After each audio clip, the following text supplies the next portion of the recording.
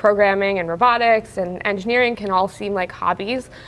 Kids that build computers in their free time, or kids that do Legos in their free time. But these things all like lead into your engineering life and how you do things in your career.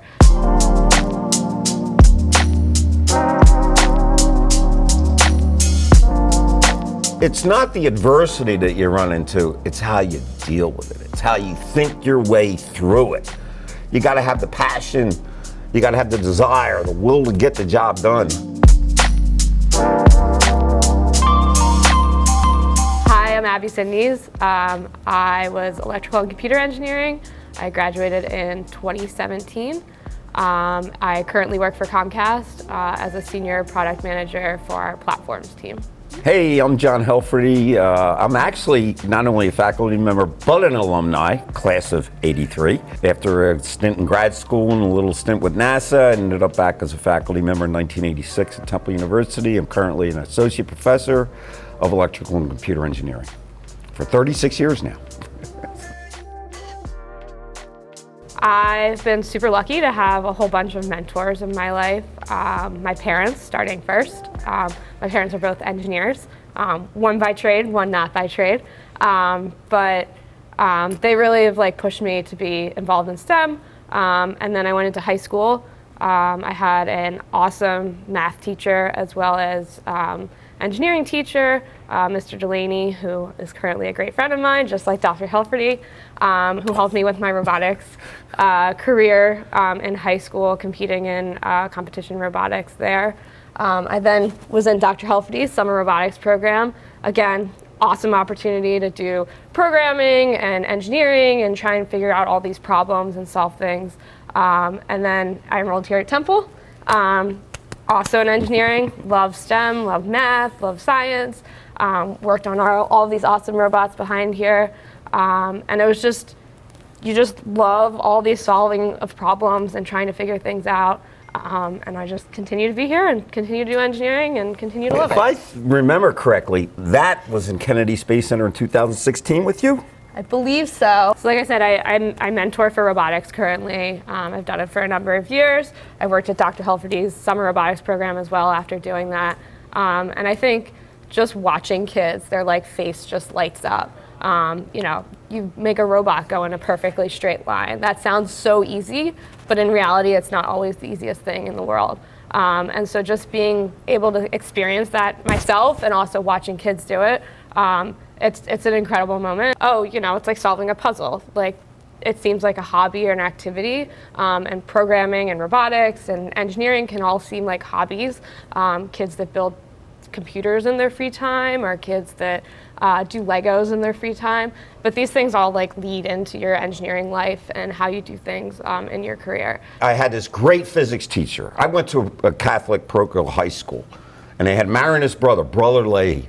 So I'm taking this physics class with him, and I went home one night, and I caught on TV the Voyager spacecraft gone past Jupiter.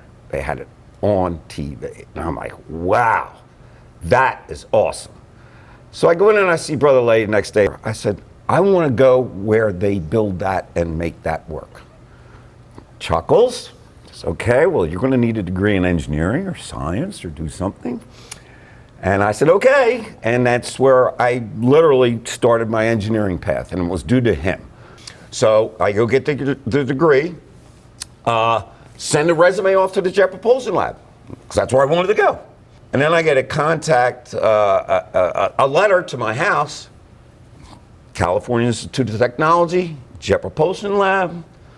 Open it up, Dr. Helferty, we would like you to come out for an interview. Yes!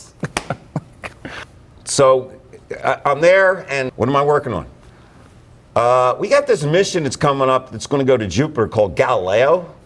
And now, so I'm worked in guidance and control, which is basically how you navigate your way through the solar system, and enjoyed the work immensely. I'm here with the top people in the world doing what only one place on the planet does.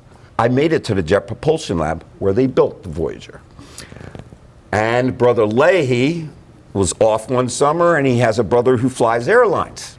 He flew out, I gave him the tour to Jeff Close. And I said, I wouldn't be here if it wasn't for you.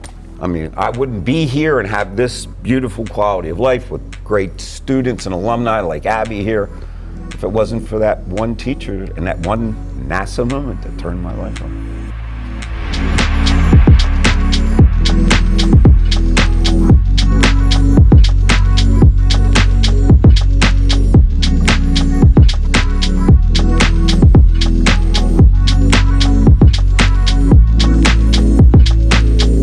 I think that we've got to watch in engineering is the social impacts of what we do and what we design and what we develop.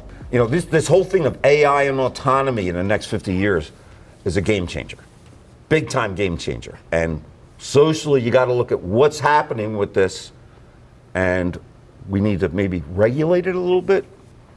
What do you see happening in the next 50?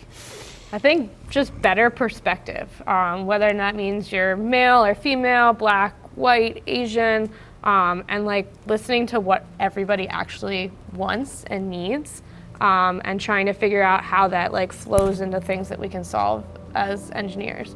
I think we forget about those things, and we just listen to the common people, and it's not actually what people want.